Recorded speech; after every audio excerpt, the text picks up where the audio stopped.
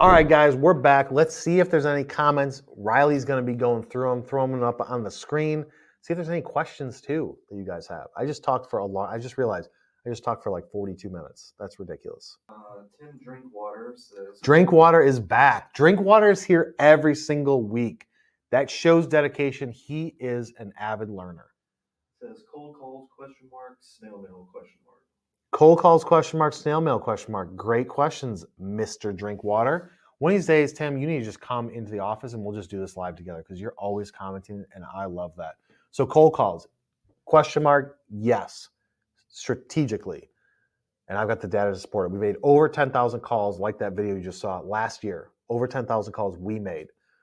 And we've got tons of data to support the decisions that we make here every single day and what direction we go into. Right now, I have my two sales guys making cold calls every single week, but they are more strategic. Now, if you're saying, give me a list of 1,000 people and I'm going to make 1,000 phone calls to these random people, then that's it. Does it work less effective than you would hope, right? About 85 nowadays, at least in the last 12 months, percent of the time you're going to leave a voicemail. That's if you're going after people in the office. And this does not matter. Engineers, ops, purchasing, sales, marketing, C-level, all those people. Let's say 80 to 90% of the time leaving a voicemail. You're going to leave that voicemail. Most of the time, they're not going to call you back. That's just the nature of the beast. So you're going to make 1,000 calls. You're going to leave 800 to 900 voicemails. Let's break the number down to something simpler. You make 100 calls, 80 to 90 voicemails are left. Here's the key with it. After you leave that voicemail, and I've got a video on this, you have to then send an email. Hey, Tim, I just left you a voicemail, wanted to follow up through email to see if I can get you there. Please hit me back when you get a chance. The voicemail is going to be, hey, Tim, it's Kyle with MFG Tribe. Want to reach out and talk to you about some marketing things. Could you give me a shout back? Here's my cell number, 512, blah, blah, blah. Then the email follows up with that because you can get a hold of people sometimes through email. You're trying to figure out what is the easiest form of communication. Send the email. We'll see it in HubSpot and all the CRM systems. Voicemail left, email sent. They open the email 3 minutes later, respond to it. Not interested. Thanks. Let's figure out a time. I mean, maybe they're on a call. Maybe they're not even at their desk. So do cold calls work? I would say strategically. Go after, try and do some sort of pre-marketing. So send out marketing stuff. So if you're doing this campaign type of thing, even if you're not, but let's tie it into the subject, maximizing the ROI for campaign. You send out emails to people, go after the people that clicked and then visited the site. Those people you want to call first. After that, it's people that opened the email but didn't click. After that, it's going into the people that you just sent the email to. But the first thing is any sort of action. If somebody visits our site, if we're like, we've got tens of thousands of people we're going after every single month for ourselves. And if somebody visits the site, that's an instant call. If we email to them, they click the link, visit the site, spent even 20 seconds on the site, I want to call them. But Kyle, don't you want to only call them if they're really engaged? No, because if they didn't, I want to know, why didn't you go deeper on that site? Hey, Tim, it's Kyle from Manufacturing Tribe. How's it going? Hey, Kyle. Hey, I sent you an email last week. I just want to follow up on it. I sent you an email earlier this week. I want to follow up on it. Yeah, I got your email. I went to your site. Not really a fit for us. Oh, why is that, Tim? Why isn't it a fit for you guys? Well, we don't really do marketing because we're blah, blah, blah, blah, blah.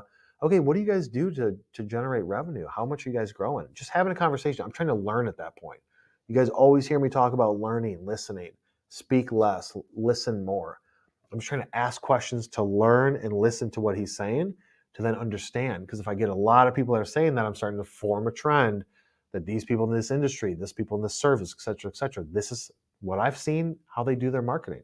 They don't need it because they've got these other things. Oh, we get government contracts, which are awarded by a different party, and then they sub it out to us. So we don't go direct to people, and we just market. There's only 12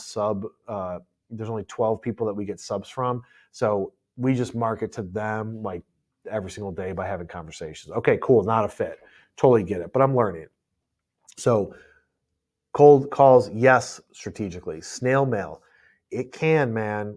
Like what you have to think about is while everybody's going left, you want to go left, center, and a little bit to the right because all of the market is trying to drive people through email, social, ads, search, et cetera, where they start to typically abandon the stuff that didn't work before. So as people are moving away from snail mail, you want to sprinkle in a little bit of snail mail. We did it for one of our clients, didn't work that great. but it worked a little bit. But you got to test it. What's the creative behind it? Who are you sending it to? Are you marketing to them ahead of time? So snail mail can work. You have to look at it and say, if I'm going to spend $500, what am I going to do with this $500? You can already control calls. You can already control emails, not costing you a specific amount of money. I got $500 to spend. Let me send a postcard at 63 cents a piece to these 500 people. So it's only going to cost me like $300 that I've already sent an email to, and I'm already calling. Now I've got a postcard going to them. That is a smart campaign. And then put a QR code on it or something to easily identify it, and then follow up with those people after it's been delivered. Circle back. Yeah, I sent you a postcard, and I left you a voicemail, and I sent you some emails, and I sent you a connection request on LinkedIn, and I sent you a message on LinkedIn. Just trying to get a hold of you, man. I want to know, can we work together or not? I love what it is that you do. That's the type of approach that you want to have. So can it work? Yes. You have to be strategic. Do something, test it in a specific group, make sure other marketing activities are going on. If you're like, I don't have a CRM system, I can't do email marketing. Okay, just test with a group. Grab $500, $200. Test it out, see if people click. You gotta be able to track it, right? Here's the issue that happens. People are like, I did postal mail. Okay, but how are you going to track it? Well, it says it was delivered. Yeah, but how are you going to see if it actually took action? Is there a code, a discount code? Is there a QR code on there that only goes to this page that you've built out and it's not in your menu structure and nobody else can get it and it's not indexed on Google? But the people that click the QR code, that scan it, those are the only people that could possibly go to this? Yes. Okay, then track that. Spend $500, wait 2, 3, 4 weeks. You should see some sort of activity and say, is this worth investing more? Well, they got to the site and they left, or they got to the site and I got one lead from it. Okay, that one lead cost you $500 so far. This doesn't mean people aren't going to come 2, 3, 4, 5 weeks later, but tracking all of that together in the campaign. If you're not tracking it, you can't make that decision. What else we got? Alrighty, so Rushikesh Naske asks, how do you approach new customers for orders of molds? How do I approach new customers for orders of molds? By molds, are you meaning like tooling, injection molds, stamping molds, things like that? I'm assuming that's what you're talking about. No different than this strategy. No different than anything. I mean, I used to do it. I spent a decade in injection molding. So I'd approach them the exact same way. First, you have to define the target, understand what are their pain points. What's your value proposition to their pain points? They want to build a tool. Well, there's 10,000 tool builders in the United States, and if you include a little bit of Canada in Windsor. Like there's so many tool builders. In the United States, there's so many. In the world, there's so many. Go to China, you can hit one with a rock when you're in specific cities. So what makes you different? What makes you stand out? That's what you have to figure out. Because if you can't figure out what is your unique identifier and your value proposition, how could you possibly get business from people? So they have a pain point. It just comes down to pushing your message out there, pushing content out there, connecting with people, having conversations, asking them questions, asking, can you build a tool for them? What people in China did back in like 2009, 10, 11, 12, when it started getting a little bit more activity in offshore tooling, they're like, I'll give you the tool, the first tool for free. I'll do it for free to build that trust. They can do that. Maybe you can do that, depending on the size of it. If you're like, oh no, it's like a $30,000 tool. Okay.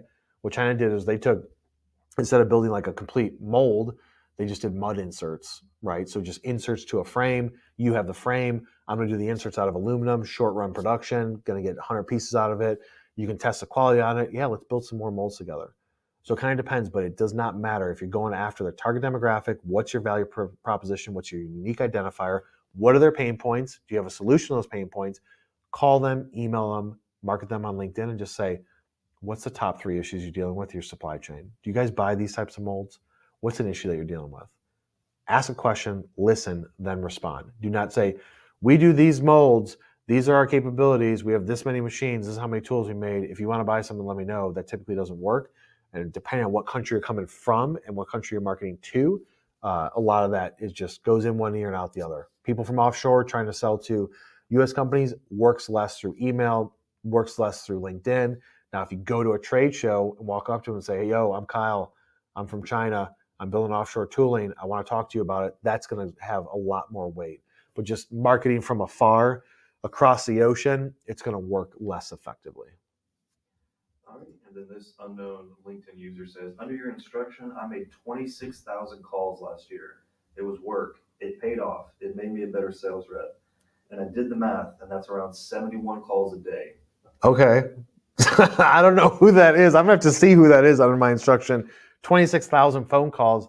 That's dope. 71 a day, is that divided by 7 or divided by But yeah, 365? times 7. So yeah. So it's Yeah. probably like pull out weekends, you're probably making like Yeah. 150 calls.